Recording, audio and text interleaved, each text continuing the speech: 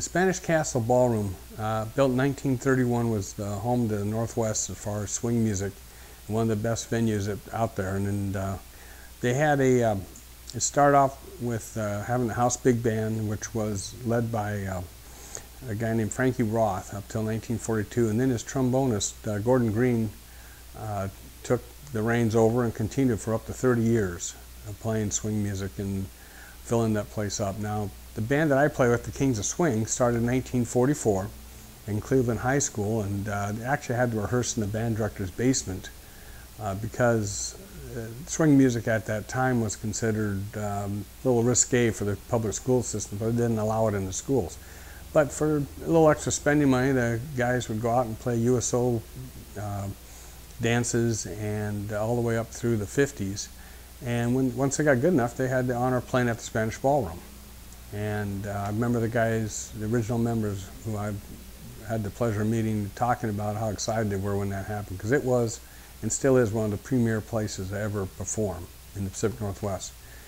Well, as time went on, swing music became a little less popular, rock and roll started happening, and you had, of course, the Wailers, the Sonics, Merrily Rush, Kingsmen, all these people coming up the ranks. Swing music went down to one night a week, rock and roll went to more, and of course, the rest is history. Spanish Ballroom became the birthplace of Northwest rock.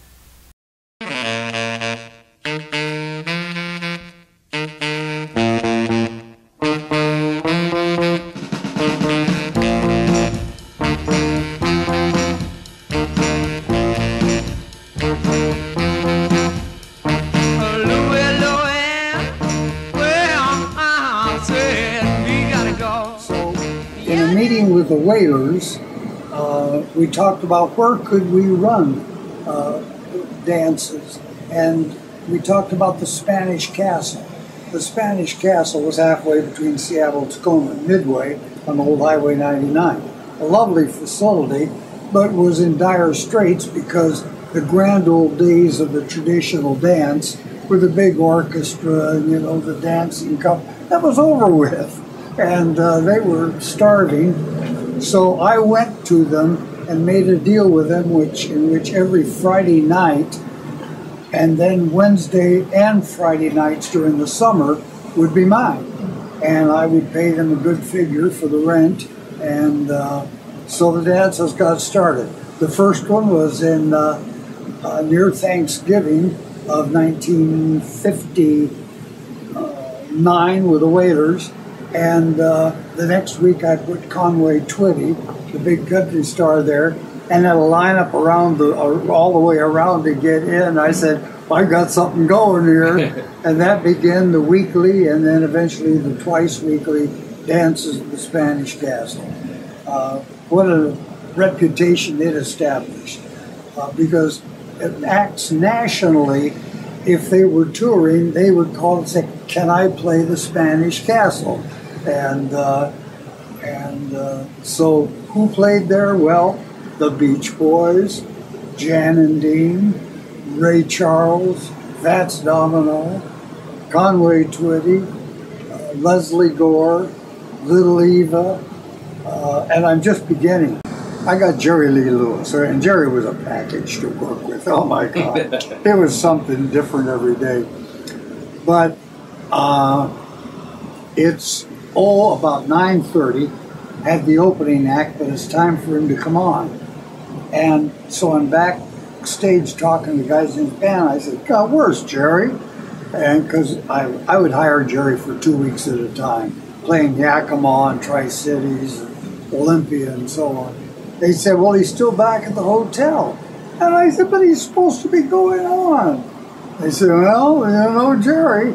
So I jumped in the car and headed back to that hotel that's still there. It has a different name now.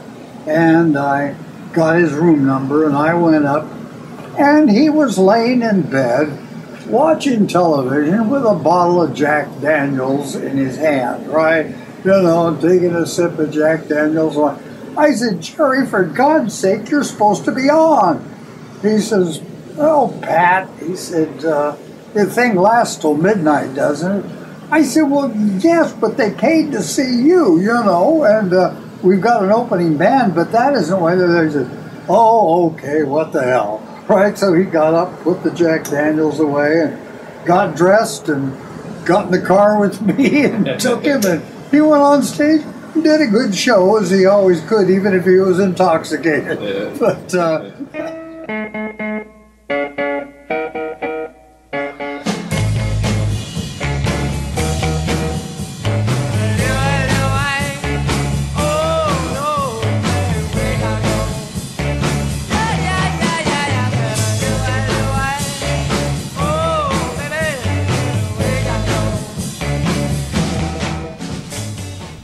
they recorded this tape of Louie Louie, not having any idea that it would be a record. So, you know, it was an audition tape basically for a cruise line. The cruise line did not hire the band. They thought this was horrible and everything. So, but it became a record, and all of a sudden, it was on the charts in the East Coast, and major breakout in several different major markets. And so the William Morris Agency started to book tours for the band.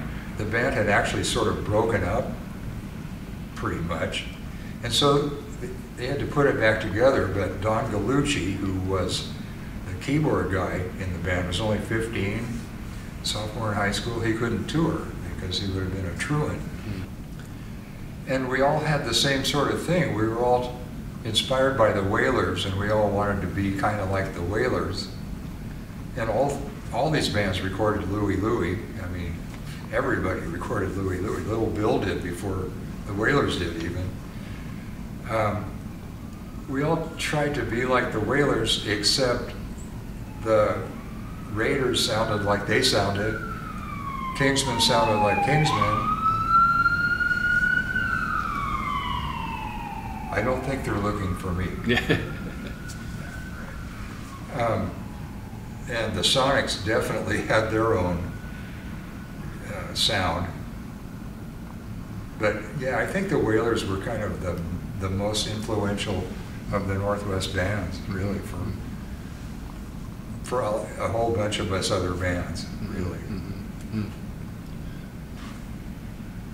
But I think the Castle, of all of the places, was kind of was probably the major venue, followed by Parker's closely, and then roller rinks and other venues all around Western Washington mostly. Yeah.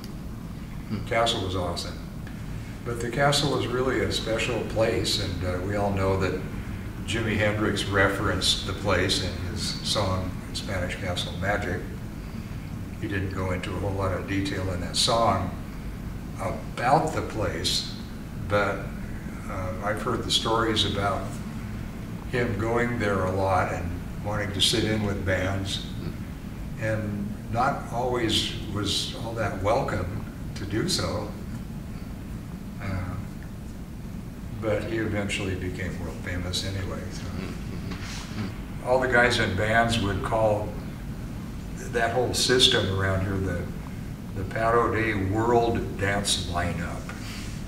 So all of the bands that people knew about would play all these places all the time. So kids in small towns and big cities all over the Western Washington area would be able to go see all these bands, and they certainly did. Sometimes we would have as many people outside of a venue that couldn't get in because it was already full, you know. So if the place was twice as big, we'd have had twice as many people in there.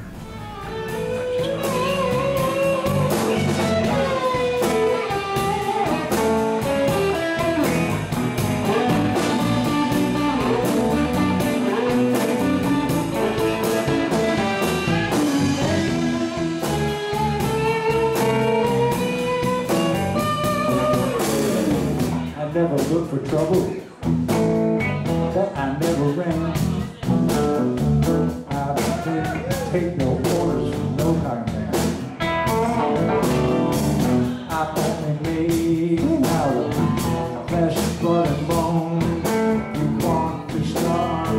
Don't you try it on your own, San Diego.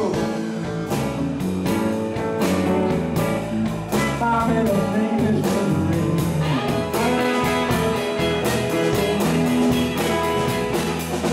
San Diego. Don't you mess around with me.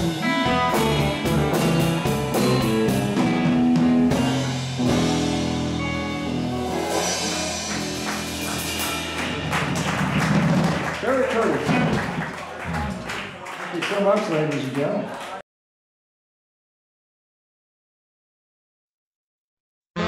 Well, I love an angel, but does she love me? Well, I'll never know, and I'll never be free from this infatuation. The castle became, let's just talk about the castle. That became a place to go. That's where you went. If you wanted to go dance, kids. I don't remember what it cost to get in there. It couldn't have been very much. But it was the place to go. It was to go to the Spanish Castle. And if you're up here, there were places, other places. And it had to inspire people to do a lot of things. I'm sure it did, you know. We played there just before that record came out, and then we played it afterwards.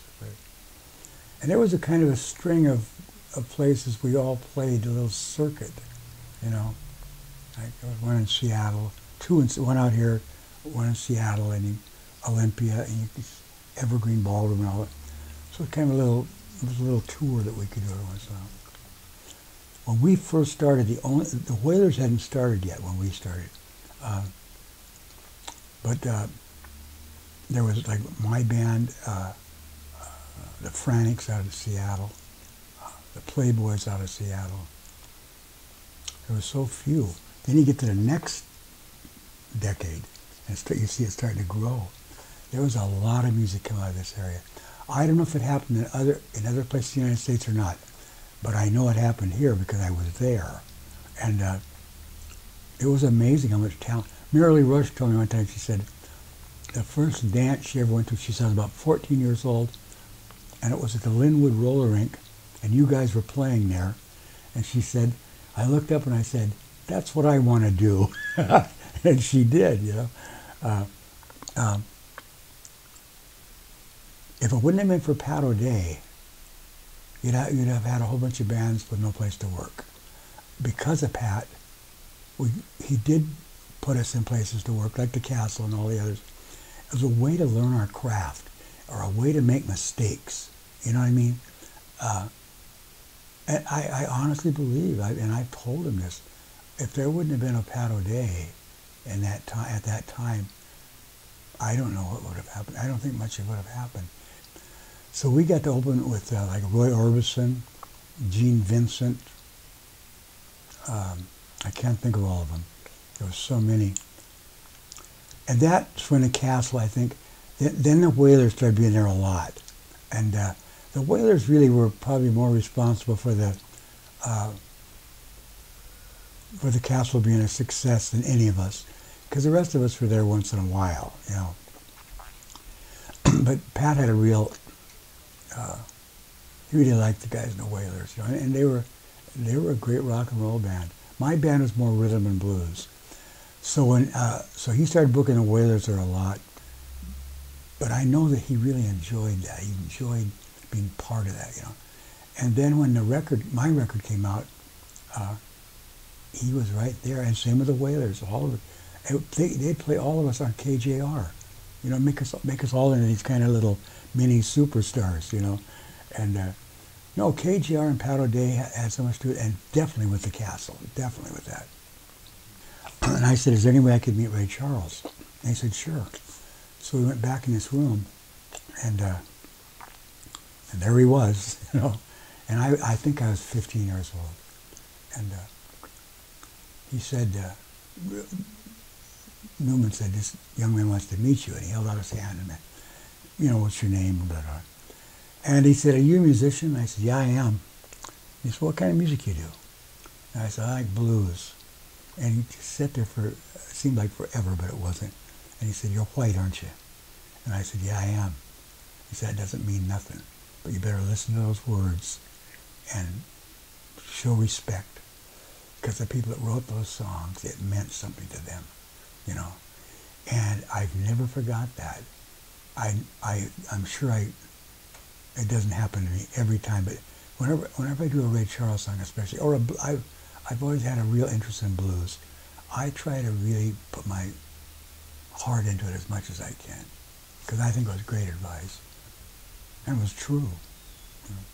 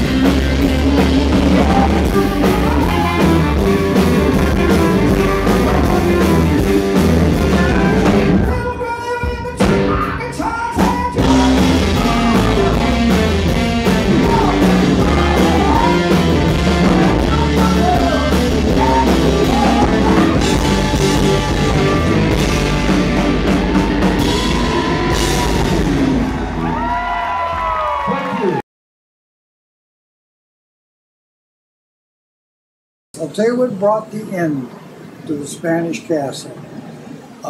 One night, Jan and Dean were playing there. It was a Wednesday night during the summer.